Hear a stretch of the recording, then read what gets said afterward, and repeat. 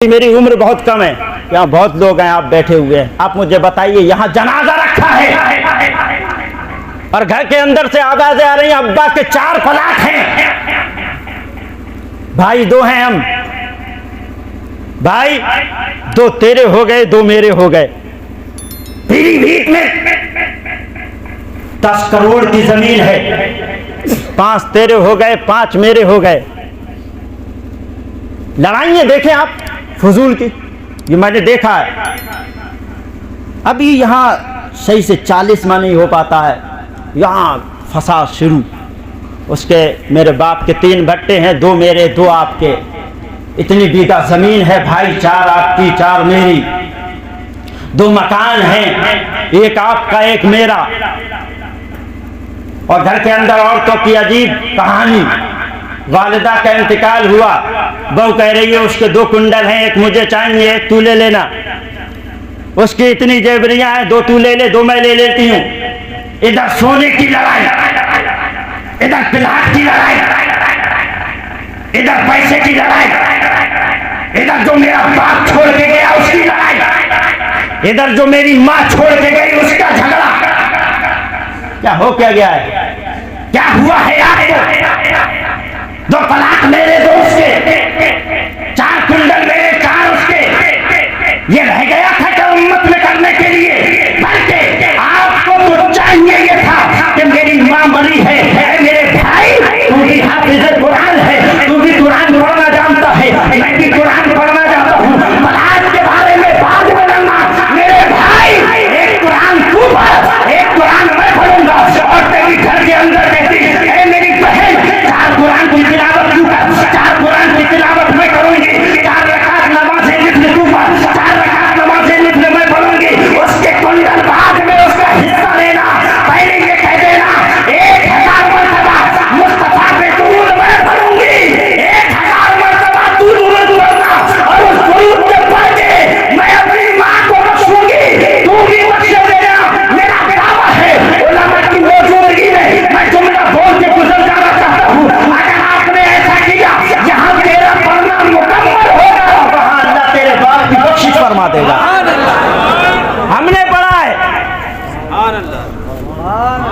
बीवी हामला हुई, नज़ाक का वक्त करीब आया, कहा मेरी बेगम शरीक हयात, ये जो मेरी निशानी तेरे शिकम में है, मैं तो कुछ दिन मुझे लगता है कि मैं बस कुछ मिनट का मोहताज हूं, मैं जाने वाला हूं।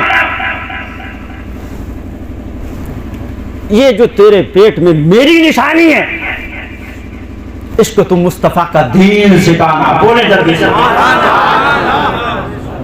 क्या कहा? इसको बोल के दिखाएं जल्दी से, इसको मुस्तफा का, और जोर से बोले, दीन सिखाना।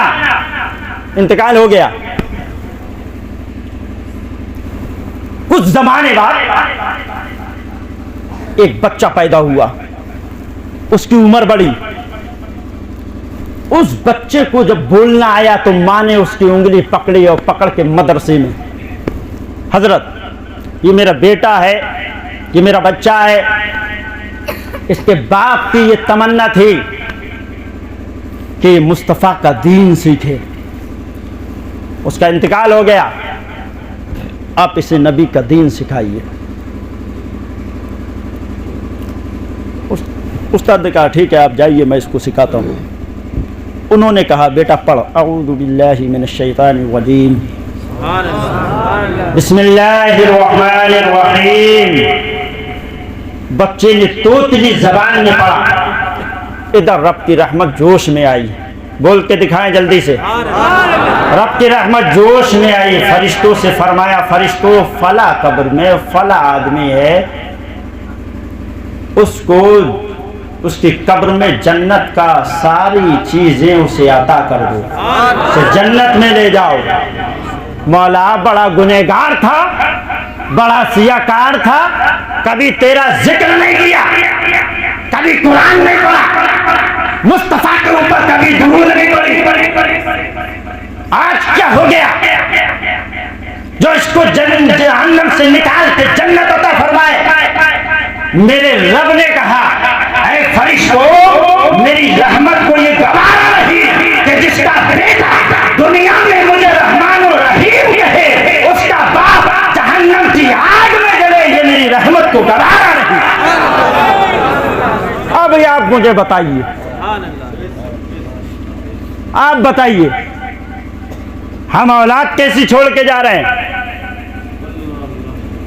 आप अपना मुहासबा कीजिए, कैसी औलाद छोड़ के जा रहे हैं जो रात में भी गाने सुने, लिहाज के अंदर मुंह छुपा के लड़की से बात करने वाली औलाद, पूरे दिन अपनी जबान को गालियों से गंदी करने वाली औलाद, और हर हफ्ते में कई मर्तबा उलमा को बुरा कहने वाली औलाद। और मैं आपको एक बात बताऊं, ये उलमा की जमात है।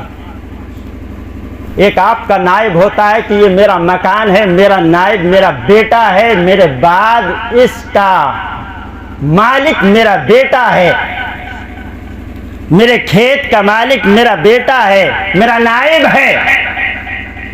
मेरे नबी ने फरमाया ये उलमा मेरे नायब है। और अब सुने आप, बात आ गई तो सुन लीजिए। सरकार ने कहा जिसने इनसे मुसाफा किया उसने मुझ मोहम्मद से मुसाफा किया। जो इनकी गोद में बैठा वो मुझ मोहम्मद की गोद में बैठा। जिन्होंने इनके चेहरे की ज़ियारत की उसने मुझ मोहम्मद के चेहरे की ज़ियारत की। आपकी औलाद, पूरे दिन गुनाह करने वाली औलाद, कॉमेडिया देख के अपनी जिंदगियों को आगे बढ़ाने वाली औलाद, आप मुझे बताइए आप किस भक्ति में हैं कि हमें मौत नहीं आएगी? हम कौन से घमंड में हैं कि हमारी औलाद, अभी हमारी औलाद हमारी जिंदा पे तो हमारी सुनती नहीं है। ना फरमान औलाद, कब्र पे वो पहुंच भी गया जैसे तैसे लेने के देने ज़माने को देख के उसने कहा अरे साहब जुमे वाले दिन मस्जिद से लोग नमाज पढ़ के कब्रिस्तान में जाते हैं, कुछ पढ़ते होंगे अपने मुर्दों के लिए, लाओ मैं भी चला जाऊं। वो भी चला गया और जाके उसने इस तरीके से ऐसे हाथ मले, कुछ देर ऐसे करा, इधर देखा उधर देखा और चला आया। आप मुझे ईमानदारी से बताइए, अगर उसने कुछ पढ़ा नहीं तो उसके बाप को सवाब मिलेगा जो कब्र में है या नहीं मिलेगा? नहीं आई ना तुम्हारी समझ में? अभी बताता हूँ। एक आदमी सुबह को अपने मालिक के पास गया काम करने के लिए, लेकिन मालिक की गोद के करीब गोद में ही बैठ गया। पूरे दिन उसके पास बैठा रहा। शाम को 7 बजे वो उठा, कहा हजरत मेरे मालिक मैं चलता हूँ, मेरी उजरत दे दीजिए। वो कहेगा भाई किस चीज़ की उजरत दूँ? मैं सुबह से 7 बजे आपके पास आया था, शाम को 7 बजे अपने घर जा रहा हूँ, मेरा मेहनताना तो दीजिए। वो कहेगा पागल हुआ क्या, तू आके मेरे पास बैठा था, मैं काहे कि तुझे मेहनताना दूँ? पहले तू आया कुछ काम करता तब ना मैं तुझे दिहाड़ी देता, तूने कुछ किया ही नहीं है तो मैं तुझे दिहाड़ी काहे की दूँ? ऐसा है कि नहीं? अब यार मैंने पूछा कि हम कब्र पे गए लेकिन पढ़ा कुछ नहीं, यूं करा और चले आए, सवाब मिलेगा? नहीं। अब कमी किसकी? वालिदैन की, जिन्होंने उसको कुछ सिखाया नहीं, इस काबिल बनाया नहीं कि मेरी कब्र पे आए कुछ पढ़े। मुस्तफ़ा फरमाते हैं, और पहली बात तो ये कि आप लोग जाना ही नहीं चाहते। 40 में तक तो साफ अब्बा खत्म हो गए कब्र पे धड़ाधड़, उसके बाद और दिन बढ़े जाना खत्म, साल हो गई तो और खत्म। मेरे नबी फरमाते हैं जमाने का आज रोना है, मेरे घर में बरकत नहीं होती है। इमाम साहब आप दुआ कीजिए मेरे घर में बरकत हो, मेरा कारोबार नहीं चलता। मेरे नबी फरमाते हैं ऐ लोगों, जो अपने अहबाब के या एक बेटा अपने बाप की कब्र पे जाना छोड़ देता है, अल्लाह ताला उसके रिस्क को मुनक़ता फरमा देता है, रोक देता है।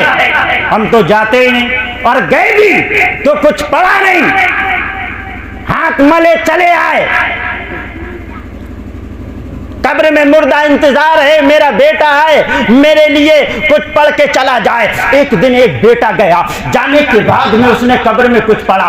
कब्र का जो मुर्दा था बड़ा खुश हुआ। खुश होने के बाद में जब करीब वाले मुर्दों ने उसकी खुशी का आलम देखा, उसके करीब गए, कहा क्या बात है, आज आप बहुत खुश हैं, क्या हो गया, आपको आज मिल क्या गया है? कहा आज मेरा बेटा आया था, मेरी कब्र पे फाता पढ़ के गया है, मेरे लिए कुछ जो है साले सवाब करके गया है। अल्लाह ने उसकी बरकत मुझे अता फरमाई है, उसका सवाब मुझे अता फरमाया है। उन मुर्दों ने रोना शुरू कर दिया। यहाँ क्या बात है, आप क्यों रोते हो? यहाँ तुम्हारा बेटा है, तुम बहुत खुशनसीब थे जो अपने बेटे को इस काबिल छोड़ के आए, जो तुम्हारे लिए कुछ करता है, साले सवाब करता है, तुम्हें यहाँ खुशी मिलती है। एक मेरा बेटा है जो कुछ मेरे लिए भेजता रहे। मेरे नबी फरमाते हैं हर शबे जुमे के हर जुमेरात की रात में, यानी शबे जुमा में, हर मुर्दे के आगे उसके बच्चों का नाम आए, उसके बच्चों के कारनामे पेश किए जाते हैं। यानी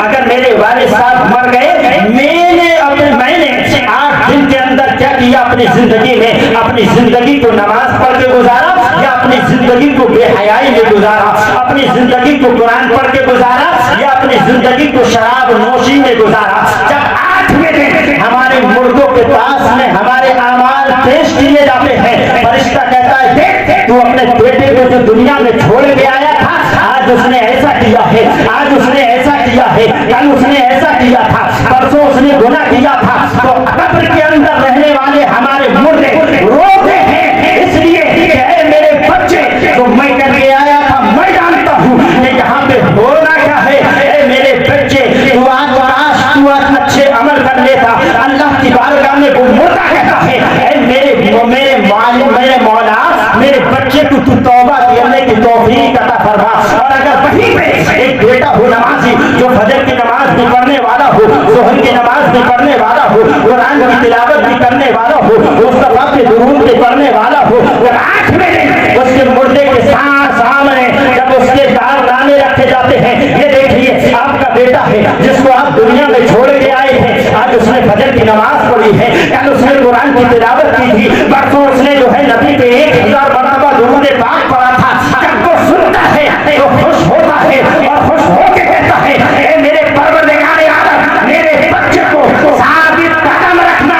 अब आप मुझे बताइए आपके अमाल आपके बाप के पास कब्र में पेश किए जाते हैं, आपकी बदअमालियां आपके मुर्दों के सामने रखी जाती हैं, लेकिन मेरे दोस्त मेरा मानना यह है, हमारा करना यह है, हमारा मानना यह है कि हम तो अपने काम में रहते हैं, हम तो अपनी दुकान में रहते हैं, हम तो अपनी जिंदगी को सन्नाटे के साथ में गुजारते हैं। लेकिन हजरत उमर फारूक आज़म रज़ी अल्लाह ताला अन्हु मुस्तफा की मजलिस में आक़ाए दो आलम सल्लल्लाहु अलैहि वसल्लम की बारगाह में जामुए अदब बिछा के अर्ज़ किया था, ऐ मेरे आका जरा ये बताइए कि कब्र मेरा ज़हन जैसे दुनिया में काम करता है, क्या कब्र में भी वैसे ही काम करेगा? मेरे आका की ज़बान अक़दस सुनी, हाँ उमर, जैसा ज़हन तेरा दुनिया में काम करता है वैसा ही ज़हन तेरा कब्र में भी काम करेगा। अब सवाल हमारा हल हो गया। सवाल ये है हम दुनिया में चले तो हमारा चलना बोले नबी नबी, हम दुनिया में उठे तो हमारा उठना बोले नबी नबी। फजर में जब इमाम साहब कहे अल्लाहु अकबर अल्लाहु अकबर, तो तुम कह देना अल्लाहु अकबर अल्लाहु अकबर। जब ये जोहर में अजान दे तो तुम भी कह देना अल्लाहु अकबर अल्लाहु अकबर। इधर जब आपकी आदत बन जाएगी, यानी आपके कान में अजान की आवाज टकराएगी, आप अजान का जवाब देंगे, इधर मुनादी कहेगा अल्लाहु अकबर अल्लाहु अकबर, इधर आप भी कहेंगे अल्लाहु अकबर अल्लाहु अकबर, इधर वो कहेगा अशहदु अल्ला इलाहा इल्लल्लाह, इधर आप भी कहना अशहदु अल्ला इलाहा इल्लल्लाह, इधर वो कहेंगे अशहदु अन्ना मुहम्मदुर रसूलुल्लाह, आप भी कहना अशहदु अन्ना मुहम्मदुर रसूलुल्लाह। आप कहेंगे मौलाना मिलेगा क्या? तो सुनिए मिलेगा ये, जब कब्र में हम अपने मुर्दे को छोड़ के आए, हमने मिट्टी लगा दी, मिट्टी लगाने के बाद में हम अपने अपने घर को चलने लगे, कुछ लोग वहां से ठहर गए। एक आदमी ऐलान करने वाले ने ऐलान किया, ऐ इमाम साहब मेरे बाप की कब्र के सरहाने आप जो है अजान पढ़ लीजिए। इन्होंने अजान पढ़ी, मैंने अभी कहा, हजरत उमर ने पूछा था या रसूल अल्लाह, जैसा ज़हन मेरा दुनिया में काम करता है वैसा ही कब्र में काम करेगा? मेरे नबी ने फरमाया हाँ उमर, वैसा ही तेरा ज़हन कब्र में काम करेगा। तुम्हारी आदत थी फजर की